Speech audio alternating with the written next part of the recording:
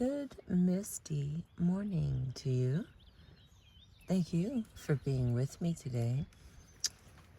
We've got all kinds of action here, so I'm going to zoom this in so you can see my buddy is sitting in that tree. Let's see if I can point. Where's the camera? Oh, there we go. Right there. See him? Sitting on top of the tree. So when he flies off and he looks enormous, it's because it is enormous. There you go. Alrighty. And we continue. Got part 3, read, respond, and reciprocate. Chapter 10, the steps of reciprocation. Let's get back off this microphone a little bit. In my mobile studio. Thanks for being with me.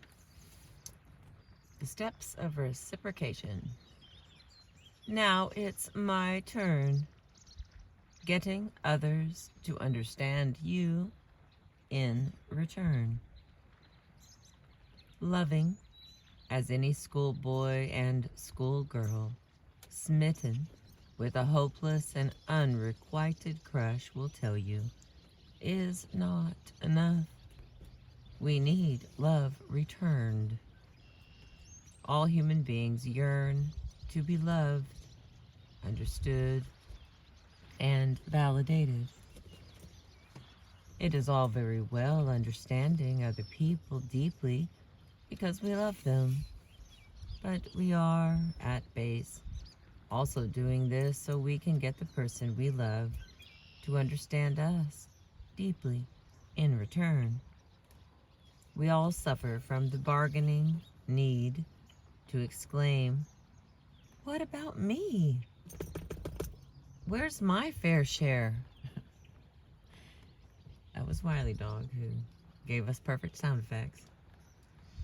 So far, in our efforts to read and respond to the people we love, we have neutralized our own moods and concentrated on tuning in on their mood frequency. We have kept who and what we are under firm control for their sake. But so far, only half of us has been loved and understood. Sooner or later, depending on our personality type, we begin to think and feel that this continued one-sidedness is either unfair, wrong, irrational, or inappropriate, and our own rejection trigger starts quivering. We now want to be understood and loved for who and what we are. We want the person we have spent so much time considering to realize that we see the world very differently from them.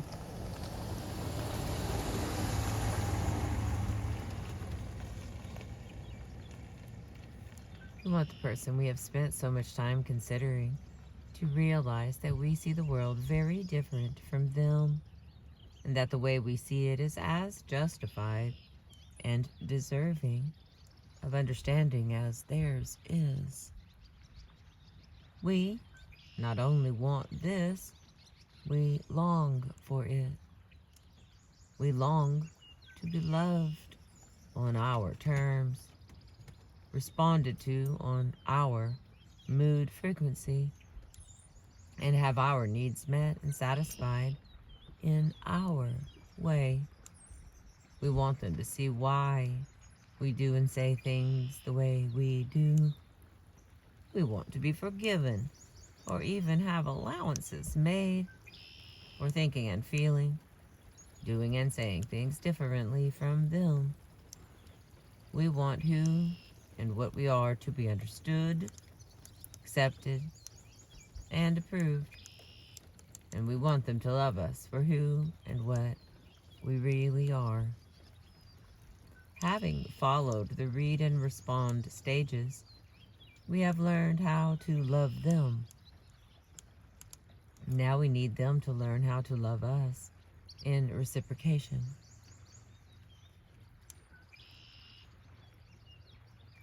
Yet, how do we begin to get them to love us in the same genuine and understanding way we have learned to love them and to appreciate the differences between us? The next section: different worlds, alien landscapes, trying to change places with each other.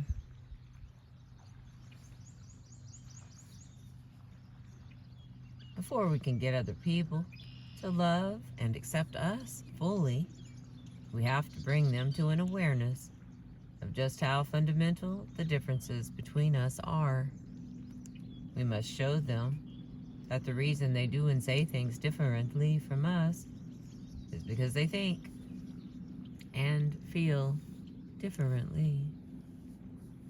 We must get them to understand that each of us always has and always will have a different way of seeing the world and reacting to it. We know they can never put themselves in our place and see the world through our mind's eye any more than we can put ourselves in their place. However, just as we have learned to understand how they see their world through the lens of their dominant mood, we can show them how we see ours. Doing this is not just a matter of change in places, even if it is done with goodwill and shared empathy. One of the techniques of marriage counseling is to ask each spouse to imagine him or or herself in the other's place and ask, if I were this person, what would I be thinking about? How would I be feeling? What would I be wishing? What would I be thinking about now? What would I be thinking about doing? What conflicts would I be experiencing? This is one of the most common techniques and a basic rubric of marriage counseling that works sometimes, but only when the two partners are the same personality type, view the world through the same dominant mood and its filter, and are almost identically save for their sex. However, as we have seen, an attraction between two identical personality types is not common, but rare. What usually faces any, even the best intentioned, marriage counselor may be not two perfect personality clones, but two highly individual and different, warring people who do not understand each other at all. Two separate people who cannot possibly think, feel, or experience the same thing in the same way.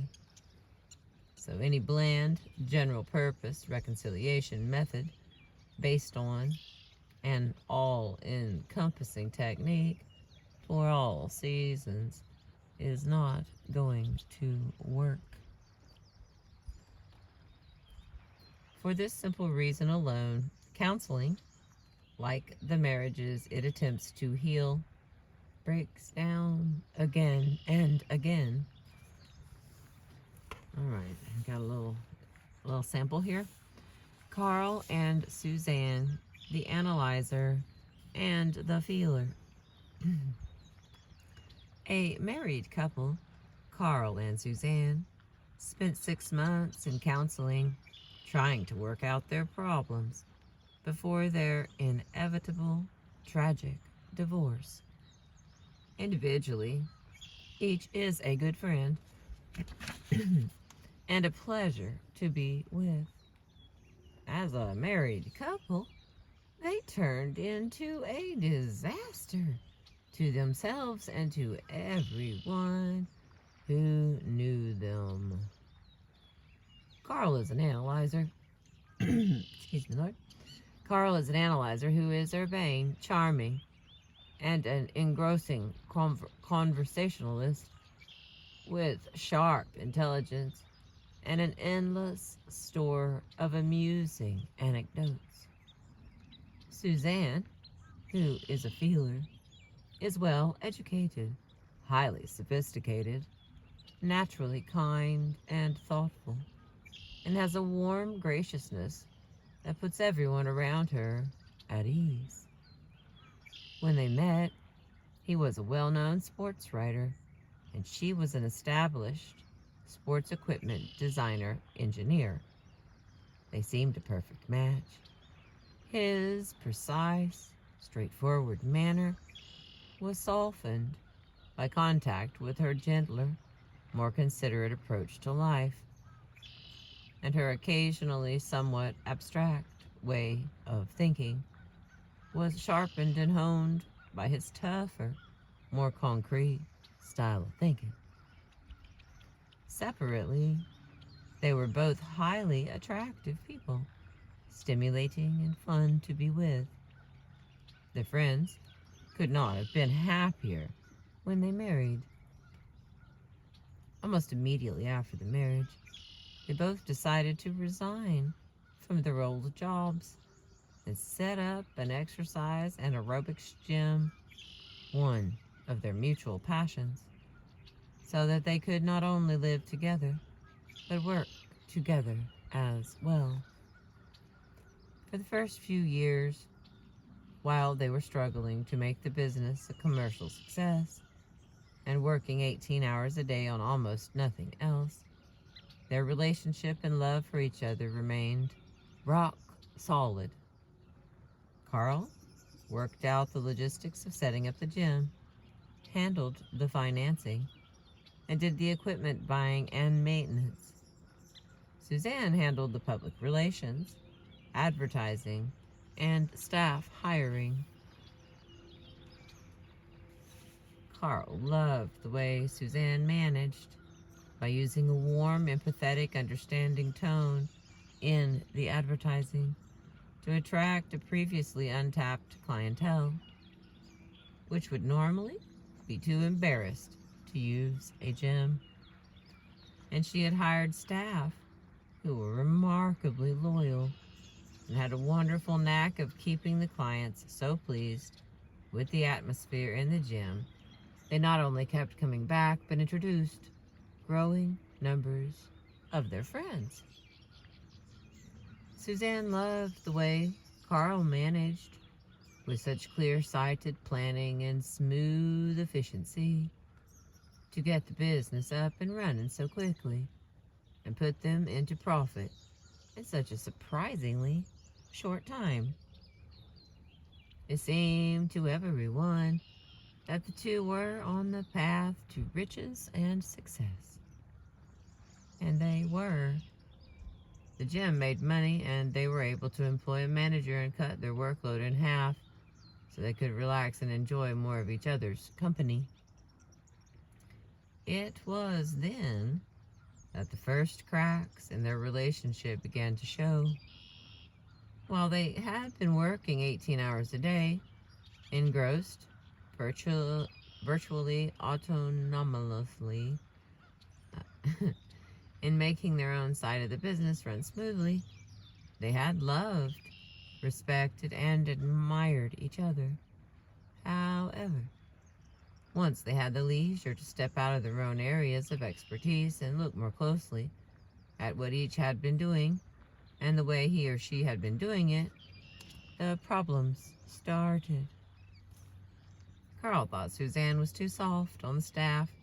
She didn't dock their pay when they were occasionally late.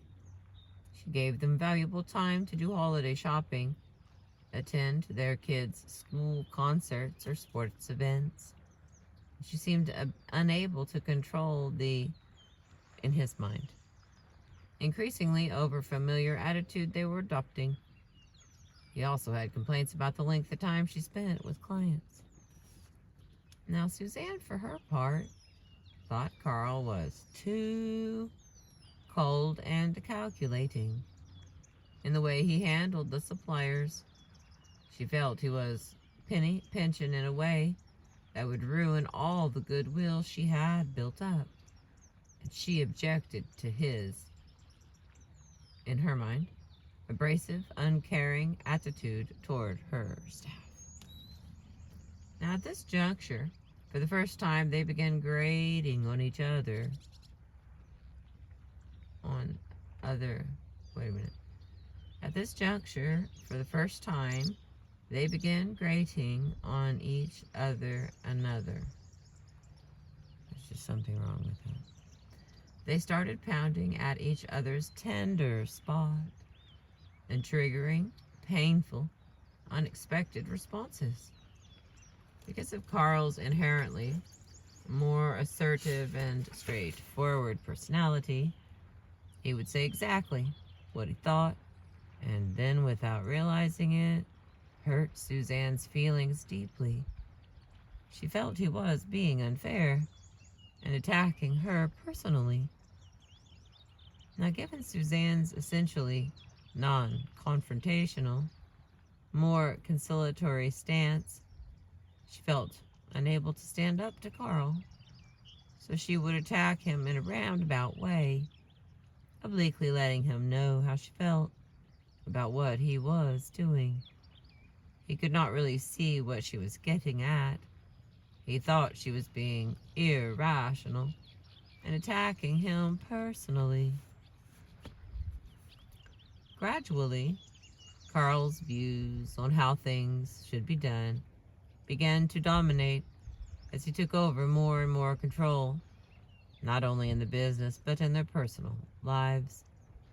Suzanne felt increasingly dominated and unempowered, and took her frustrations out on him.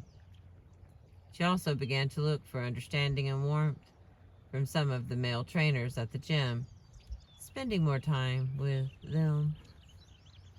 Both were miserable, each feeling deeply misunderstood and wronged. They argued incessantly in private, and despite their efforts to keep up appearances, it began to become obvious to their friends. Things came to a disastrous head about a year later, at a party for Carl's birthday, when a friend gave him a battered antique backgammon board he had found at a flea market. Carl, addicted to the game, which he played with an intensity and seriousness, from Suzanne's point of view, out of proportion to the 50-cent bets he played for, was absolutely thrilled at such a considerate gift. Holding up the board in one hand and the expensive silk shirts Suzanne had given him in the other, as if balancing them both on an imaginary scale, Carl announced, "Now this is a real gift. Why can't you give me something like this?" Despite her suddenly frozen smile and the acute embarrassment of many of the guests, Carl was totally unaware that he had humiliated Suzanne deeply and irreconcilably in front of all their friends. After the incident, she closed herself off from him completely. Their marriage was over. It was only with reluctance that Suzanne agreed to one last-ditch effort to see if they could salvage any of what they had once had together through the help of a professional marriage guidance counselor. All right, and the next.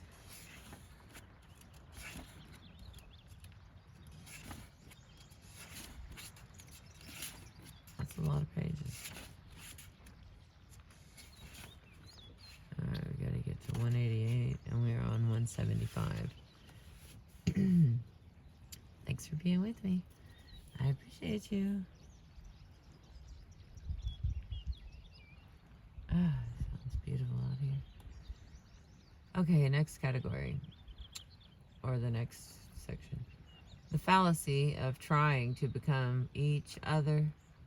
Why marriage counseling often fails. In their first marriage counseling session, Suzanne and Carl were told to put, oops, have to roll up the window or two.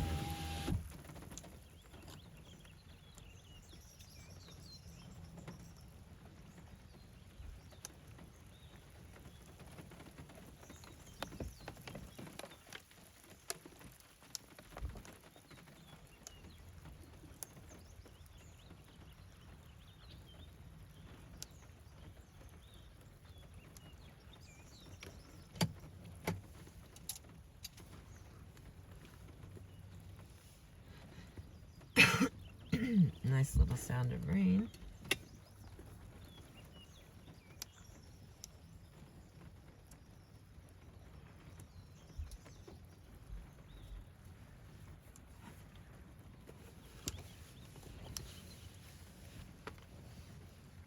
All right, here we go. The fallacy of trying to become each other. Why marriage counseling often fails. In their first marriage counseling session, Suzanne and Carl were told to put themselves in each other's place in a reenactment of the birthday party incident that had so upset Suzanne. She was asked to repeat the words, "Now this is a real gift. Why can't you give me something like this?" Exactly the way Carl had said them. In repeating the words, she changed them subtly. "Now, this is a real gift. Why can't you ever give me anything like this?" Somehow managing to make it sound as if he had been accusing her in a vicious way of being thoughtless, cheap, uncaring, mean-spirited. Carl was astonished at this interpretation. When he was asked to repeat the words the way he had said them, so that Suzanne could put herself in his place, he repeated them as if they were merely an objection, impersonal analysis on the merits of two gifts. She was horrified at this view, but he could not understand why.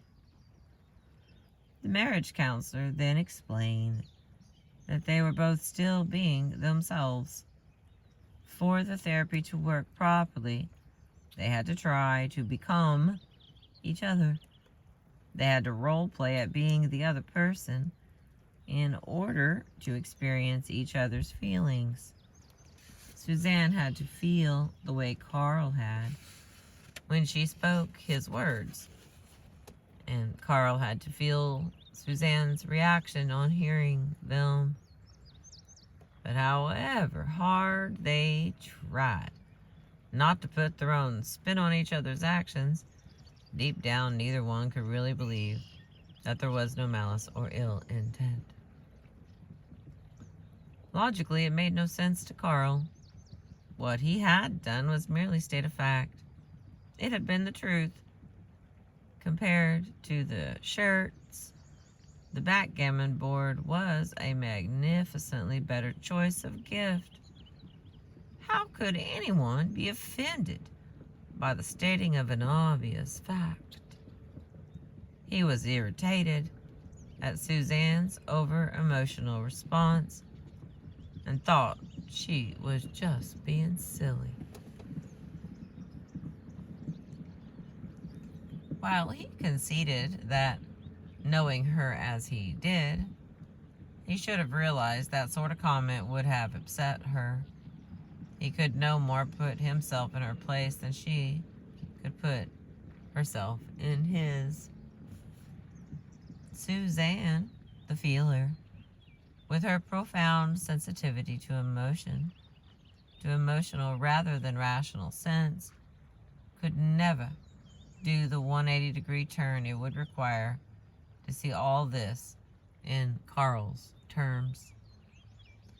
Nevertheless, in the hope that they would eventually gain some insight into the real cause of the growing chasm between them, the couple continued to attend counseling sessions for 6 months, assiduously reversing roles, taking part in empathetic discussions, giving each other breathing space, expressing their inner selves,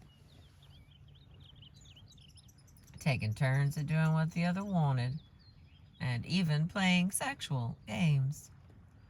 It did no lasting good.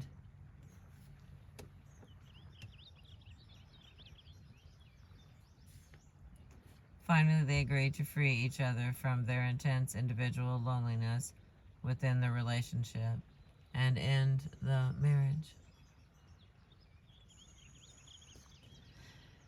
Alright, next little spot. We alone can share who we are with the person we love. Without a thorough understanding of each other's vastly different personality traits and their almost contradictory dominant moods, Carl and Suzanne could never hope to see each other as being anything but perversely unfair, irrational, and cruel. So how could a stranger, albeit a well-intentioned and practiced professional, hope to get each to see into and understand the very wellsprings of the other's differences? The counselor himself, without understanding those basic differences, seeing and judging two people through his own dominant mood and filter, could never show them how to rediscover what it was they loved about each other. They had to do it themselves, just as, in the real world, we all must. No one, trained or otherwise, knows intimately who we really are but us. And no one but us can explain who we really are to the person we love. No one else knows our most intimate fears, our most secret insecurities, our hidden inadequacies, or our deepest needs, yearnings, hopes, and dreams. Yet we cannot, and will not, share this deepest part of who we believe we are unless we feel we can trust the person we love to understand us in our own terms. In other words, we need them to be able to visualize what our world looks like through our lens, and from that viewpoint, to understand the way we are and why we do and say the things that we do and say. We want them to see that we may not be the person they have always believed us to be, a reflection of them, but a person in our own right, complex, singular, different, individual, and above all, separate.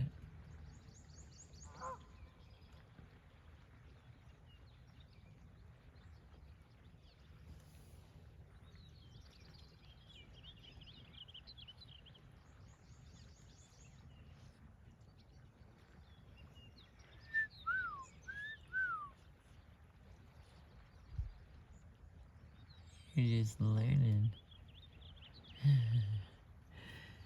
I don't think I caught it. That eagle's learning how to fly.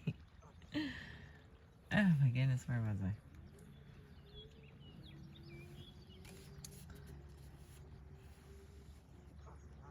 In other words, we need them to be able to visualize what our world looks like through our lens And from that viewpoint, to understand the way we are and why we do and say the things we do and say. We want them to see that we may not be the person they have always believed us to be, a reflection of them, but a person in our own right, complex, singular, different, individual, and above all, separate. For a full, deep, truly reciprocal relationship, we need them to love us for who we really are. This reciprocation, the third and perhaps most important of the 3 R's, is the key to true mutual understanding and love.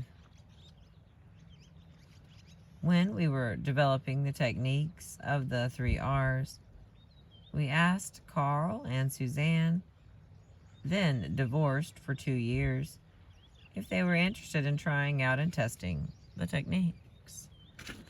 They both agreed, but still bitter and hurting, both preferred to learn about the 3 R's separately. As Carl and Suzanne became familiar with their own and each other's personality types, the analyzer and the feeler, and understood how the lenses of their respective dominant moods, denial and bargaining, explained so much about them they had never understood before. They gained new insight into both themselves and each other. Both saw how each had been assuming both saw how each had been assuming the other was merely a slightly off-key version of the other. Each had arrogantly taken for granted that the other thought and felt the same way he or she did. Things they had said and done to each other, which had caused so much pain, resentment, and distrust, they now realized were never intended that way. Suddenly, the assumptions they had made that the other person was being thoughtless, selfish, inconsiderate, or just downright mean-spirited seemed quite unfounded.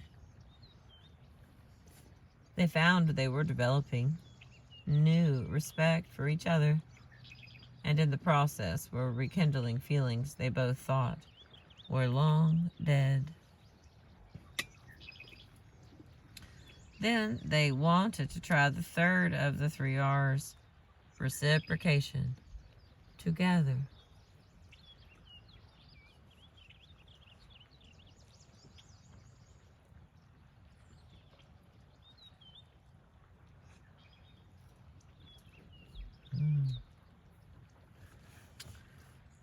You plus me equals us. The 9 steps. These are the recommended steps in the reciprocation stage that Carl and Suzanne followed. Alright, let's see if I can put it up here. Make it clear. Scoot out. There we go.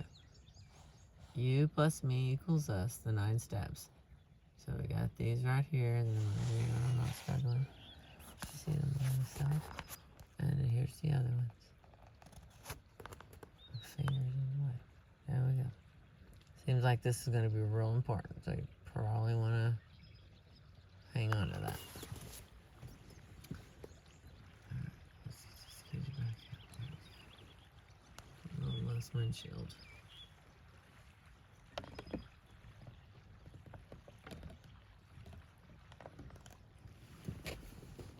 Okay, looks clear. Alright, these are the recommended steps. The steps of reciprocation. Number 1, explain to other people that there are fundamental differences between you and them. Number 2, you First, describe to them how they see their world, and second, how and why this view causes them to behave the way they do. And then me is number 3. Reveal to them how you see your world and why, and how your view affects your behavior. And then number 4 is about us. Explore your differences together. And under us is 4 through 9. Okay, 4 was explore your differences together. 5, discover how your differences complement each other. Number 6, examine how your differences can grate against each other in conflict. Number 7, understand how your meanings become distorted in stress. Number 8, appreciate the importance of tuning in on each other's mood frequency. And number 9, reach mutual understanding.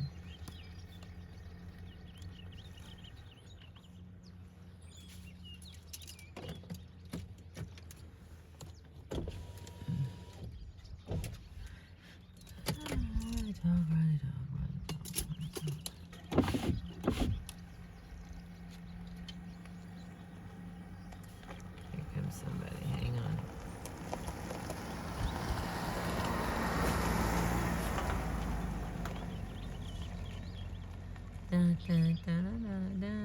Okay, here we go. Remember that before you begin the reciprocation stage, both you and your partner must be in acceptance. As we have seen, unless you have met and satisfied your partner's needs, it is unlikely that they will be willing even to try to meet and satisfy yours. Therefore, you must have dealt with all their moods and satisfied their theme. They must be receptive. You must also continue to stay tuned in on your partner's mood frequency so that you are speaking directly to who they are. Carl and Suzanne, even though they had not been in contact with each other during the time they each went through the read and respond stages of the 3 R's, now believed they were in acceptance. Although slightly nervous, they were eager to try the reciprocation steps on each other. The first part of this technique, step 1 and 2, is described here. Steps 3 through 9 are covered in chapters 11 and 12. Step 1. Explain the fundamental differences between you and them.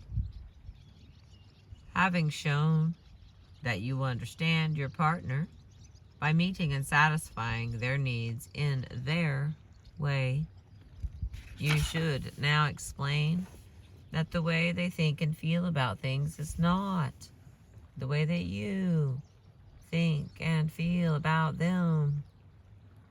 That the ways each of you thinks about things are as different as fire and water. Explain that this is not a value judgment. It is simply how things are. You may want to suggest at this stage that how your partner looks at the world is so fundamental to who they are that it has influenced the way they have actually perceived, addressed, and been affected by the individual experiences of their lives. The fact that they know you understand this may lead, in due course, to their trusting you enough to reveal those parts of themselves they may have kept hidden in secret anguish because they doubted anyone would ever understand and forgive them. You should also explain to them that it is, in fact, those differences that have drawn the two of you together, that you both need those complementary differences to offset each other, to complete each other. Carl and Susanna at this stage understood the principles that defined each other's different personality types. They each tried to explain these differences to the other, using each other's mood frequency. And the next little section here, let me look at this.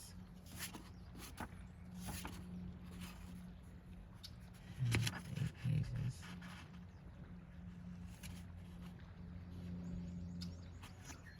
This all has to do with them, so if I quit reading it, then we lose the... Alright, we're going to go on with page 180. Step 2. Describe to them how they see their world. Use their trigger as a starting point. Describe to the feelers how they see things in terms of a world picture of what is fair or unfair. Tell them you know they are extremely sensitive to the delicate balance between what they perceive as just or unjust, equitable or inequitable, fair or unfair, between people, and that they are emotionally offended by any tipping of this balance, by the unfair use of any power, physical, intellectual, or emotional, intended to confuse, subordinate, or take advantage of another person. They want to right that unequal balance. And being feelers, they want to do it in as soothing, non-controversial, and fair a way as possible. In other words, they need to feel that everyone is being treated fairly. Right. Describe to the driver how they see things in terms of a world picture of what is right or wrong, black or white. Tell them you understand that, stemming from a very deep-seated and rigid subjective, ethical code of what is right and wrong. Drivers have an unbending and highly defined sense of the just, correct, and honorable way people should treat each other. This ethical code is what forms the basic identity of the drivers, what they believe they are, and in the best of all worlds, what all others should be. Any behavior, reaction, idea, or opinion that falls outside the confines of this ethical code is taken as a personal affront. It is not deserving of their respect, is wrong, almost treasonable, and must be shown to be so in no uncertain terms. In other words, they need to know everyone is behaving in a certain, predictably right way before they can respect them and feel at ease. Describe to the analyzers how they see things in terms of a world picture of what is rational or irrational. Tell them you understand that they have a sharply defined reality-based standard of validity against which they measure people, ideas, and events. Those that measure up make coherent, rational sense and can be used productively. Those that don't quite measure up may be worked with put into structured order and organized so as to be made useful. Those that totally fail to measure up, have no validity at all, are irrational, and can be dismissed out of hand. In other words, that they want to hear everyone and everything making rational, logical sense.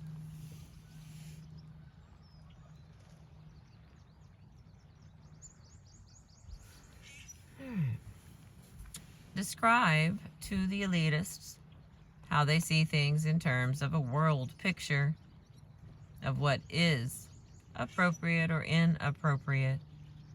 Tell them you understand they represent a very rare class of people, like aristocrats, the very top echelon of society. Tell them that whereas other personality types are only capable of seeing the world in terms of the things that affect them in the short term, by judging them as either fair or unfair, right or wrong, or rational or irrational, the elitist sees his or her world from a wider, long-term, almost visionary perspective, rather than limiting themselves to any one of the other personalities' considerations. Elitists move insightfully through all of them in an intellectually elegant way. Elitists have a yardstick by which to measure people, ideas, and events. Since they invariably have the most insightful view, they have to measure everything by that standard, their own. They measure others in terms of whether or not they have a right to belong or participate in this vision, and therefore whether it is appropriate or inappropriate to include them in their view of the world. Tell them you understand how depressing it can be for them when other people do not have the mental equipment to either match or understand their vision. Tell them that because of this, it is often difficult for them to form close relationships, and they feel obliged to remain aloof and detached, relying on almost scripted charm to hold people off while still being polite. Tell them you have gone to the trouble of finding out as much as you can about them because you admire who and what they are and know how lonely it must be for them sometimes. Tell them you'd like to know more. And the next. Feed their own self-image back to them. Follow through with illustrations of how and why they do and say things the way they do. Use the self-image and mood language information in the relevant charts from page 142 through 149 and 154 and 155 as a guideline for your explanation. Emphasize that this is their way of doing things, and that even though you love it in them, you can't do it their way.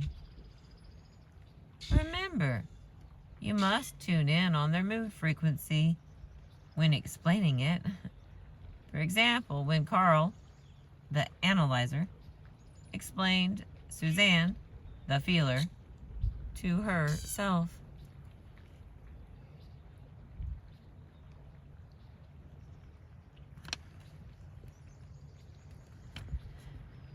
Celeste, he tuned in on her feel or mood frequency by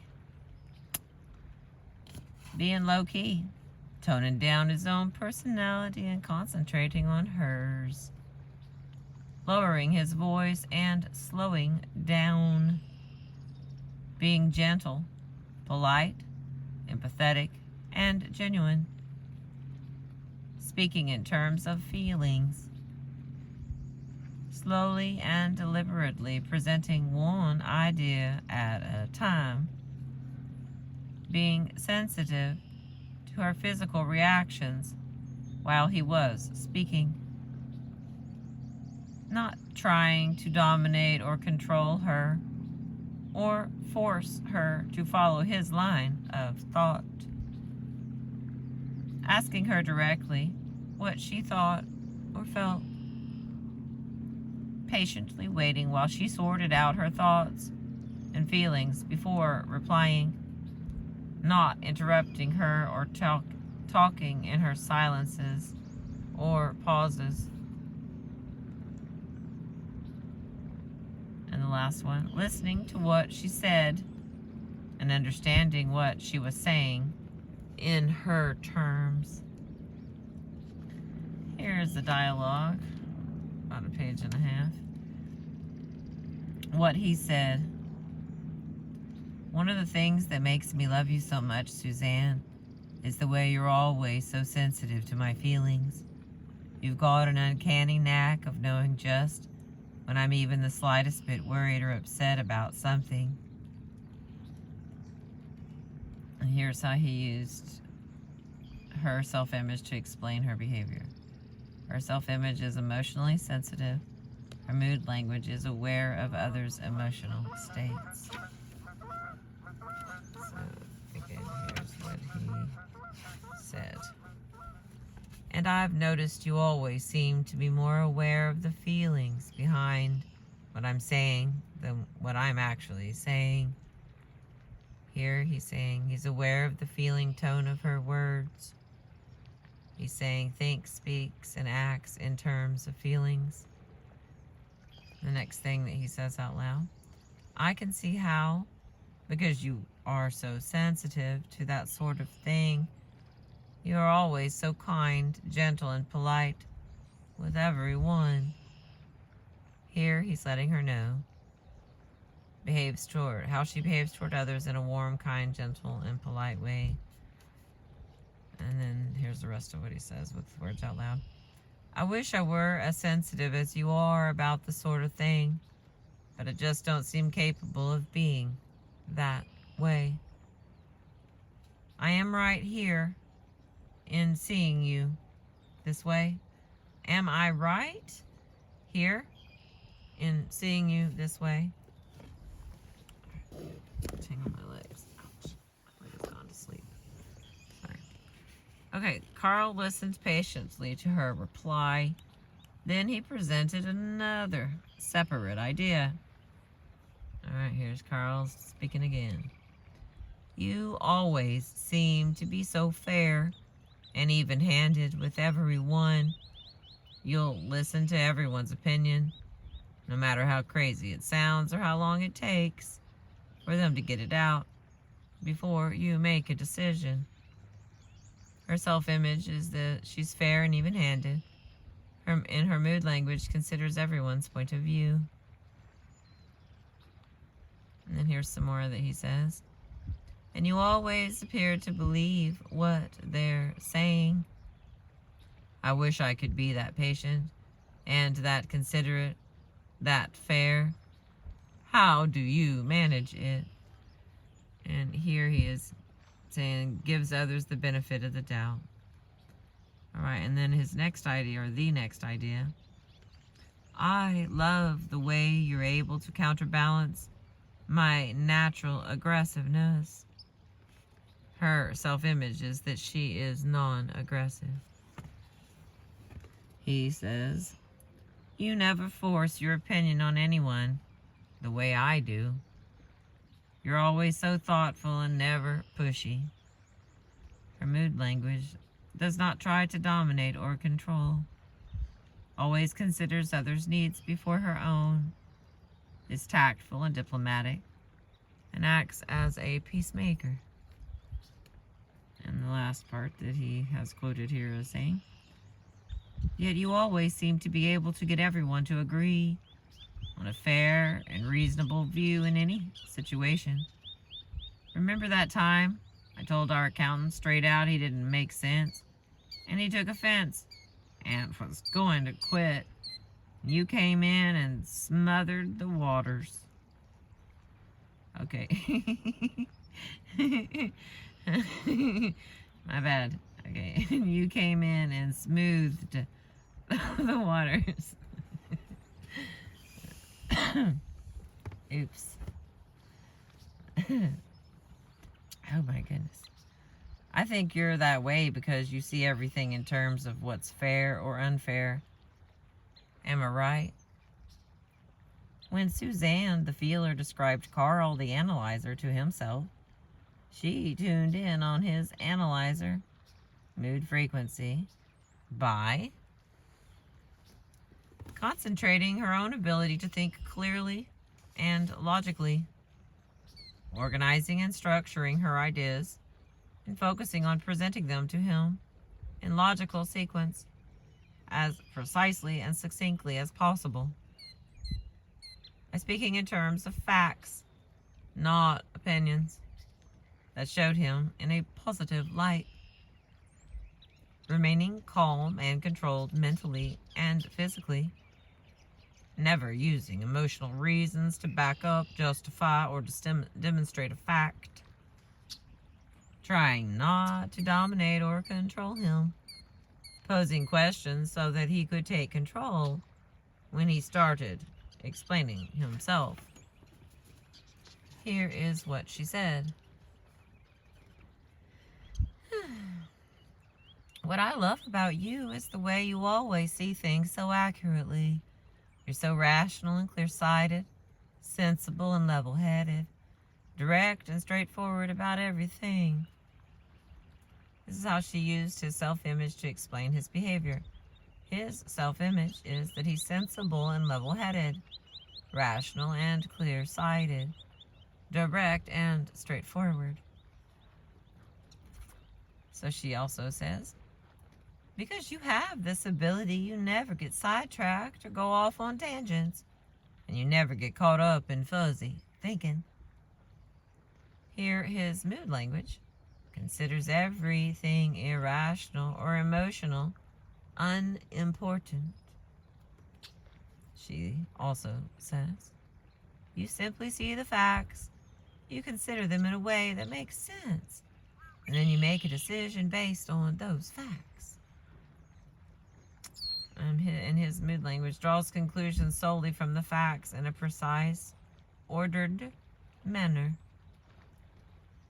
Here she says, whenever you come to a decision, it's always so obviously logical and sensible. And when you explain it to me in your succinct way, I always wonder why I never saw it that way before. Here, she moves unerringly and systematically to his bottom line, speaks directly and assertively. And the last two little things that she says, you have this uncanny ability to being able to weigh what's useful and what isn't, then taking what's useful and making it work to our advantage. I wish I could do that. It's so much more sensible and productive than the way I see things. But hard as I try, I can't. Tell me how you do it. Here she's reacting in terms of what is for and against him personally. Alright, in the last paragraphs. Follow these guidelines in describing your partner to him or herself, adjusting the style and manner to suit the personality of the person you are addressing. You will be pleasantly surprised at your partner's reaction. He or she will be amazed that anyone, and especially you, the person they care for most, can understand them so deeply, so sympathetically, so well. Alright, I got one more paragraph to read you here. See if we can get it in a shot.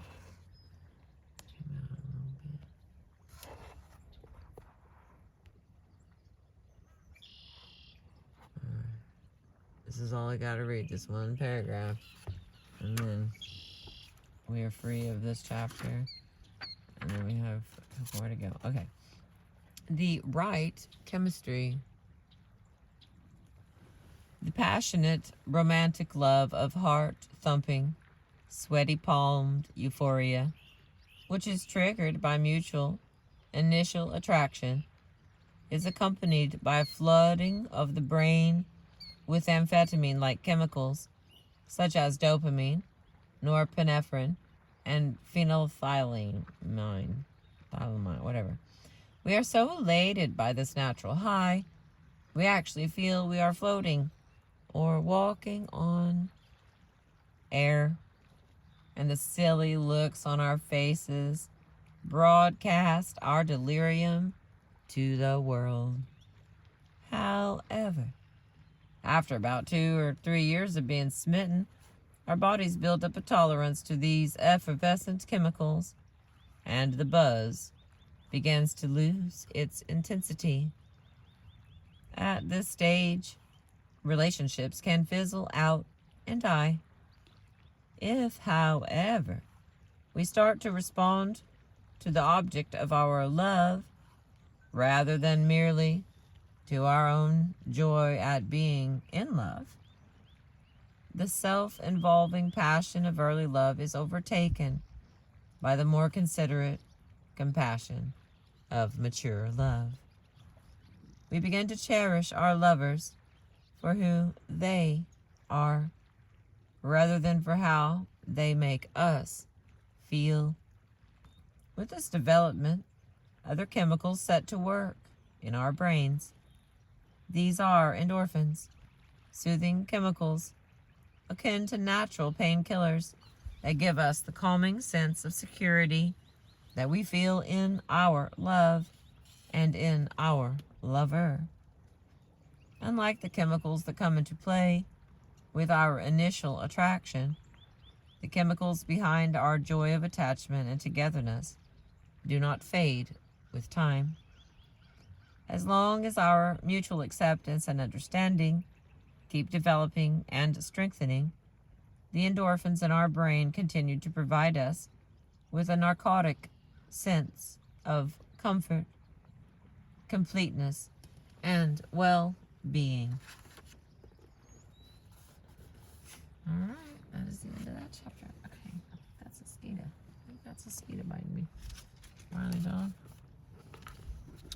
All right, I've been reading How Can I Get Through to You by D. Glenn Foster and Mary Marshall.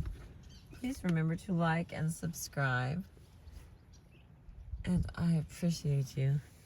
I hope you're learning some stuff about yourself and your loved ones and even maybe neighbors and a few strangers you might actually like to know better. Thank you for letting me share with you. I appreciate you.